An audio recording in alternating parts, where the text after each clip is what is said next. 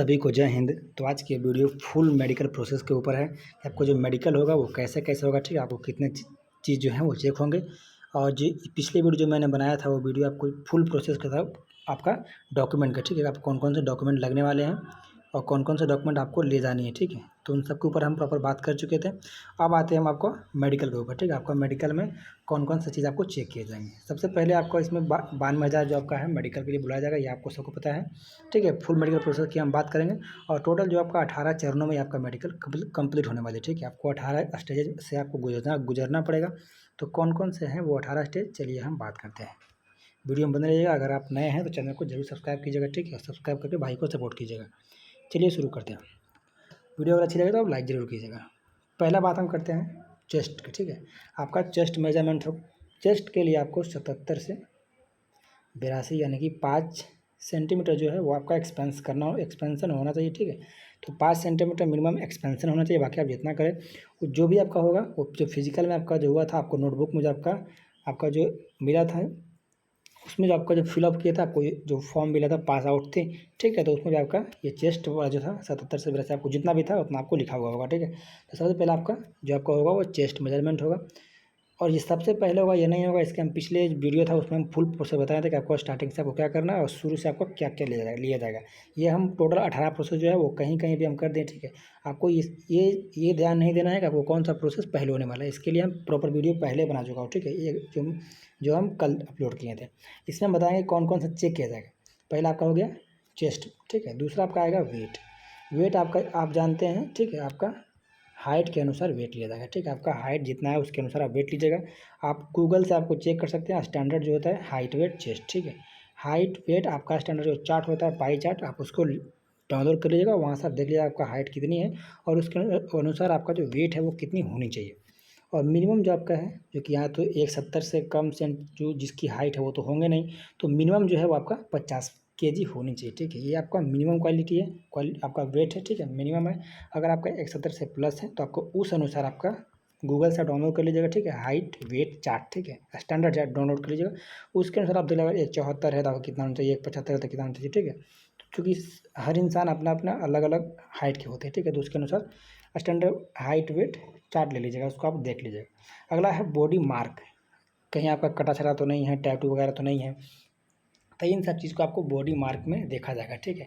अगर आप इंजरी से अगर कहीं आप एक्सीडेंट की वजह से आपको इंजरी हो गया है या फिर उसकी वजह से उस एक्सीडेंट की वजह से आपको कोई मार्क है तो उसमें आपको कोई प्रॉब्लम होने वाला नहीं है। लेकिन अगर आप अपने से मार्क्स दिलवाएं, जैसे कि आपका टैटू लगवाए हैं, ठीक है, अगर आप नेचुरल है तो कोई दिक्कत नहीं। लेकिन आप खुद से किए हैं, ठीक है, आप खुद से टैटू बनवाए हैं या फिर कुछ और किए हैं तो उसमें आपको दिक्कत हो सकती है, ठीक है। और अब कोई उपाय है नहीं, आप टैटू हटा लें। तो टैटू वाले को तो दिक्कत है ही, यानी कि जब नेचुरल हो गया उसके लिए कोई दिक्कत नहीं है। जैसे तिल वगैरह है या फिर कटा छटा है, एक्सीडेंट हो गया, हाँ ज़्यादा कटा है तो आपको प्रॉब्लम होने वाली है। अगला हम चलते हैं नौकनी टेस्ट के ऊपर, ठीक है। जो आप जानते हैं घुटने जो जो घुटने जो सटते हैं, ठीक है, इतना तो नहीं है पर फिर भी इतना हल्का हल्का रहता है, ठीक है। जो भी आपका है जो घुटना टकने की ये समस्या है, जो आपका नौकनी है उसको आपको चेक किया जाएगा, ठीक है। नौकनी आपको सावधान की स्थिति में खड़ा कर दिया जाएगा और यहाँ पर जो है नी यानी घुटनों के बीच एक स्टैंडर्ड गैप होना चाहिए, जितना गैप होगा, ठीक है, 1 से 2 सेंटीमीटर जो भी आपका हो। अगर ज़्यादा गैप रहे तो आपको बॉ लेग, ठीक है, बॉ लेग में गिना जाएगा, यानी कि ज़्यादा आपको बाहर की ओर तो यानी कि नौकनी अंदर की ओर और बॉल हो, ठीक है। अब चलते हैं अगला की ओर। अगला है लेग वेंस टेस्ट। इसको हम बोल सकते हैं वेरिकोस वेंस भी बोलते हैं, ठीक है। वेरिकोस वेंस में भी आपको छाट सकता है। इसके लिए आपको 5 से 10 मिनट आपको जंप करवाएगा, ठीक है। वहीं पे एक स्थान रहेगा, उसी पे आपको जंप करवाएगा 5 से 10 मिनट तक। उसके बाद आपको जो नसें है, यानी कि जो पैर की जो घुटना के नीचे वाली जो नसें होती है, ठीक है, यहाँ वाला जो नसें है आपको फूल जाएगा। अगर वो फूलता है तो आपको वहाँ पर प्रॉब्लम हो सकती है, ठीक है। अगर नहीं फूलता तो आप अभी आप जंप करके भी ट्राई कर सकते हैं। अगर आपका फूलता है तो आपको प्रॉब्लम होने वाली है, अगर नहीं है तो नॉर्मल प्रोजेक्ट जो माइनर होता है, माइनर प्रॉब्लम, उसमें कोई दिक्कत नहीं है, ठीक है। क्योंकि एक तो ऐसा ही मेडिकल के लिए कम लड़कों को बुलाया गया है, तो माइनर प्रॉब्लम में हमको लगता है कि वो आज इस वर्ष माफ़ करने वाला है। अगला है फ्लैट फुट। फ्लैट फुट यानी कि जो सबसे नीचे जो तलवा है, ठीक है, वो तलवा आपका सपाट नहीं होना चाहिए, हल्का सा उभरा होना चाहिए, बीच में हल्का सा गैप होना चाहिए, ठीक है। आपका उसके बाद आपका फ्लैट फुट चेक किया जाएगा। फ्लैट फुट में अगर आप पूरा सपाट रहेगा तो आपको छाट दिया जाएगा, ठीक है। अगला है फीट फिंगर्स टेस्ट, यानी आपको जो पैरों की अंगुलियां हैं वो बड़ा छोटा नहीं होना चाहिए, ठीक है। आपका जो स्टैंडर्ड साइज होता है, ठीक है, वही साइज होना चाहिए। ये नहीं कोई छोटा है या फिर कोई बहुत लंबा है या फिर कोई टेढ़ा है, ठीक है। जब कहीं इंजरी की वजह से चोट लग जाती है, आपकी हाथों और पैरों की अंगुलियाँ जो है वो टेढ़ी मेढ़ी हो जाती है चोट लगने की वजह से। तो आपको यहाँ आपका पैरों की अंगुलियाँ चेक किया जाएगा और हाथों की अंगुलियाँ भी चेक किया जाएगा, ठीक है। तो इसमें आप विशेष ध्यान दीजिएगा। अगर आपका कहीं टेढ़ा उड़ा है या फिर टूटा उटा अंगुली उंगली है तो आपको यहाँ पर प्रॉब्लम होने वाली है, ठीक है। अगला आपका है आई टेस्ट। आई जो टेस्ट होगी यानी आँखों की जो जांच होगी वो 3 स्टेजेज में होगा, ठीक है। 3 स्टेजेज है।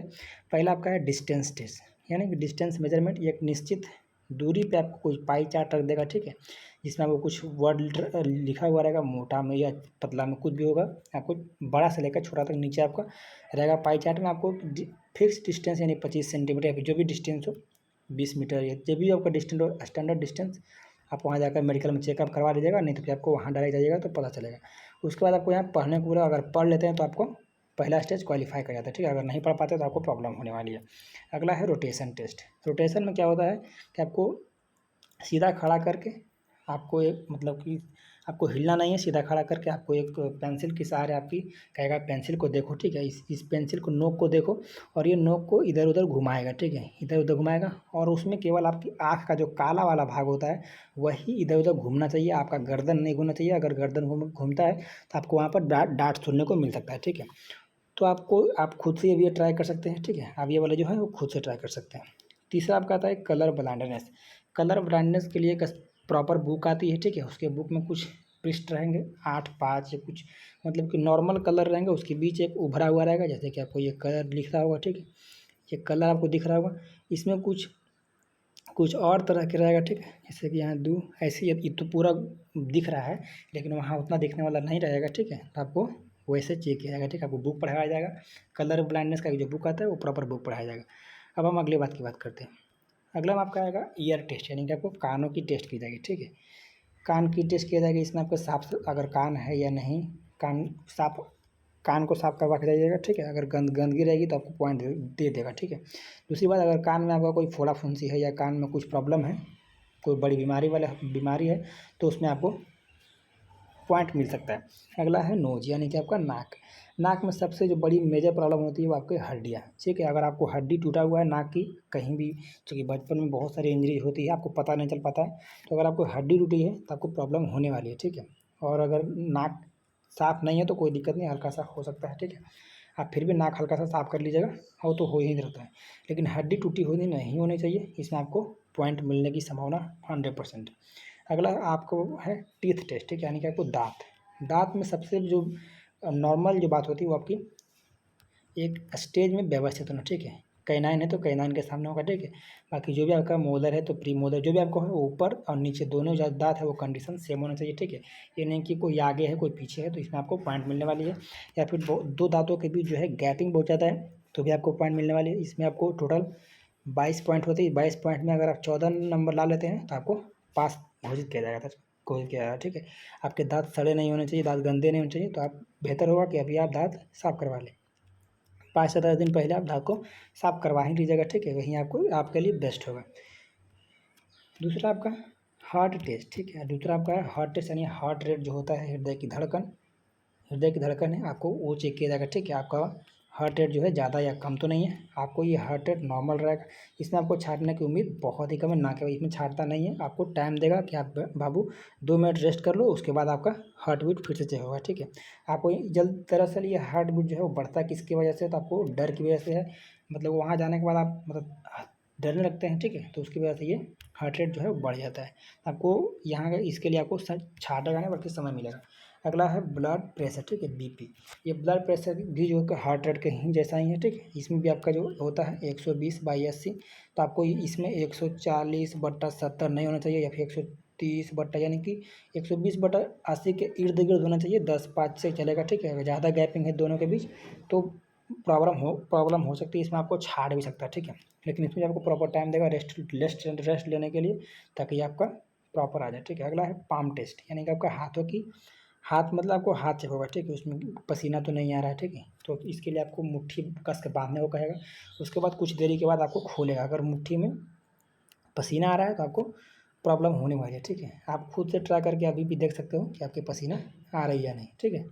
बाकी जिसका जो इलाज है आप कर लीजिएगा, ठीक है। तो ये आपका हो जाएगा ब्लड प्रेशर हो गया, पाम टेस्ट यानी आपके हाथों की ये चेक करेगा, पसीना वगैरह तो आ नहीं आ रहा, आपके हाथों की अंगुलियाँ चेक करेगा, आपको टेढ़ा मड़त नहीं है, फिर टूटा हुआ तो वगैरह तो नहीं है, आपको चेक करेगा। अगला है फुल बॉडी एक्सरे।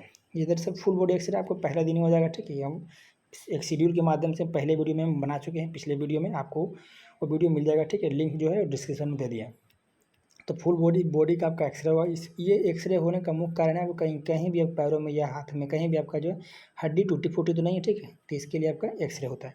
अगला है टेस्टिकल्स टेस्ट, यानी कि आप जो कुछ वृषण होते हैं, यानी कुछ जिसको बोल सकते हैं पुरुष के जो आपको होते हैं प्राइवेट पार्ट होते हैं, ठीक है। मेल या फीमेल हो, यहाँ पर हम टेस्टिकल केवल मेल से ले हैं, बाकी यहाँ पर फीमेल का भी प्राइवेट पार्ट होता है, ठीक है। तो प्राइवेट पार्ट का चेकअप करवा होगा वहाँ पर।